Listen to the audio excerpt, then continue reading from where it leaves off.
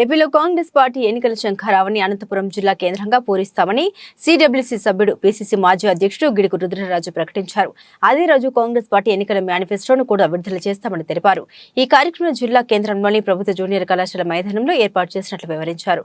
బహిరంగ సభకు పార్టీ జాతీయ అధ్యక్షుడు మల్లికార్జున ఖార్గే, రాష్ట్ర అధ్యక్షురాలు వైఎస్ షర్మిల, ఇన్ఛార్జ్ మాణిక్యం ఠాకూర్తో పాటు జాతీయ రాష్ట్ర సీనియర్ నాయకులు హాజరవుతారన్నారు. ఈ సభకు కాంగ్రెస్ సానుభూతి పరులు, ప్రజాస్వామ్యవాదులు, మేధావులు, రాయలసీమ అభివృద్ధిని కోరుకునే వారందరూ హాజరై తమ అభిప్రాయాలను వ్యక్తం చేయాలని కోరారు. ఈ బహిరంగ సభలో ప్రధానంగా ప్రస్తుతం దేశం ఎదుర్కొంటున్న క్లిష్ట పరిస్థితుల నుండి కాపాడుకునేందుకు అనుసరించాల్సిన పలు కీలక అంశాల గురించి ప్రకటన ఉంటుందన్నారు. ముఖ్యంగా ఏపీ ప్రజలకు ఏం చేస్తామన్నది ప్రకటిస్తామని రుద్రరాజు స్పష్టం చేశారు.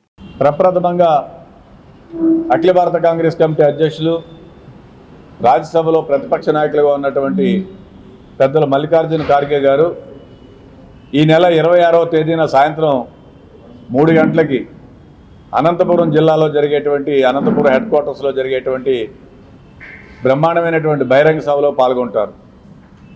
వారితో పాటు ఆంధ్రప్రదేశ్ రాష్ట్ర వ్యవహారాల ఇన్ఛార్జ్ మాణిక్ ఠాకూర్ గారు, ప్రదేశ్ కాంగ్రెస్ కమిటీ అధ్యక్షురాలు శ్రీమతి వైఎస్ షర్మిలారెడ్డి గారు, కాంగ్రెస్ వర్కింగ్ కమిటీ సభ్యులు రఘువీరారెడ్డి గారు, మాజీ పిసిసి అధ్యక్షులు డాక్టర్ సాకే శైలజనాథ్ గారు, ఉపాధ్యక్షులు, ప్రధాన కార్యదర్శులు వీరందరూ కూడా పాల్గొనబోతున్నారు.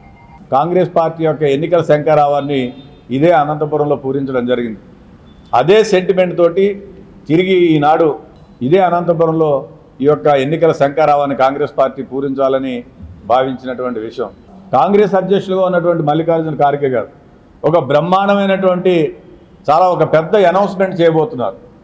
ఈ రాష్ట్రలో ఉన్నటువంటి పేదలందరికీ వాళ్ళ యొక్క పేదరికాన్ని పారద్రోలే విధంగా కాంగ్రెస్ పార్టీ ఒక గొప్ప కార్యక్రమాన్ని వారి చేతుల ద్వారా ఆ రోజు మనం అనౌన్స్ చేయబోతున్నాం. ఎందుకంటే వారు కాంగ్రెస్ పార్టీ ఏదైతే ఎన్నికల ప్రణాళికలో పెడుతుందో దాన్ని తూచా తప్పకుండా ఇంప్లిమెంట్ చేసేటువంటి కమిట్మెంట్ ఉన్నటువంటి రాజకీయ పార్టీ కాంగ్రెస్ పార్టీ.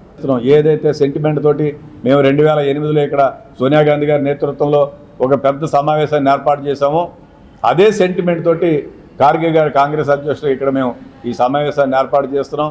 తప్పనిసరిగా మీరందరూ వచ్చి అధిక సంఖ్యలో పాల్గొని వారి యొక్క బహిరంగ సమావేశాన్ని జయప్రదం చేయవలసిందిగా కోరుతున్నాం. పార్టీకి సంబంధించినటువంటి పెద్దలందరూ కూడా వస్తారు. ఈ విధంగా కాంగ్రెస్ పార్టీ వచ్చేటువంటి 15-20 రోజుల్లో అనేకమైనటువంటి బహిరంగ సమావేశాలను ఏర్పాటు చేసి ప్రజాక్షేత్రంలోకి కాంగ్రెస్ పార్టీ యొక్క మేనిఫెస్టోని, కాంగ్రెస్ పార్టీ సిద్ధాంతాలని, కాంగ్రెస్ పార్టీ భావజాలాన్ని ప్రజల్లోకి తీసుకెళ్లాలని ప్రయత్నం చేస్తాం. అయితే భారతీయ జనతా పార్టీ అధికారంలోకి వచ్చిన తర్వాత ఒక పథకం ప్రకారం కావాలని చెప్పి అనేకమైనటువంటి విధ్వంసాలు సృష్టిస్తోంది. మనం చూసాం, అనేకమైనటువంటి సంఘటనలు, మణిపూర్ లాంటి సంఘటనలు చూసాం. అదే ఉత్తరప్రదేశ్లో జరిగినటువంటి సంఘటనలు చూసాం. దళితుల మీద జరుగుతున్న అత్యాచారాలు, మైనార్టీల మీద జరుగుతున్న అత్యాచారాలు, ఉన్నవ లాంటి సంఘటనలు ఇవన్నీ కూడా చూసాం. జార్ఖండ్లో ఒక ట్రైబల్ ముఖ్యమంత్రి ఉంటే వాళ్ళ పార్టీతో కలవలేదనేటువంటి ఉద్దేశంతో ఆయన ఏ విధంగా జైల్లో పెట్టారో మనం చూసాం. ఈ విధంగా భారతీయ జనతా పార్టీ ప్రజాస్వామ్యాన్ని అపహాస్యం పాలు చేస్తోంది. ఉన్నటువంటి రీజనల్ పార్టీస్ని కానీ ఇతర రాజకీయ శక్తులు కానీ కావాలని విడగొట్టి చేస్తోంది. సో డెఫినెట్గా కాంగ్రెస్ పార్టీ మంచి మేనిఫెస్టోని ఇంప్లిమెంట్ చేస్తుంది. ఎందుకంటే 2004 నుంచి 2014 వరకు జాతీయ గ్రామీణ ఉపాధి హామీ పథకం కానీ, రైట్ టు ఇన్ఫర్మేషన్ కానీ, రైట్ టు ఎడ్యుకేషన్ కానీ, ఫుడ్ సెక్యూరిటీ యాక్ట్ కానీ, ఇటువంటి అనేకమైనటువంటి పేదవాడికి ఉపయోగపడేటువంటి యాక్ట్స్ చేసింది. అదేవిధంగా వచ్చేటువంటి 2024 ప్రభుత్వంలో కూడా అనేకమైనటువంటి విప్లవాత్మకమైనటువంటి స్కీమ్స్ తోటి అభివృద్ధి ఒక పక్కనే, సంక్షేమం ఒక పక్కనే రెండూ చేయబోతోంది.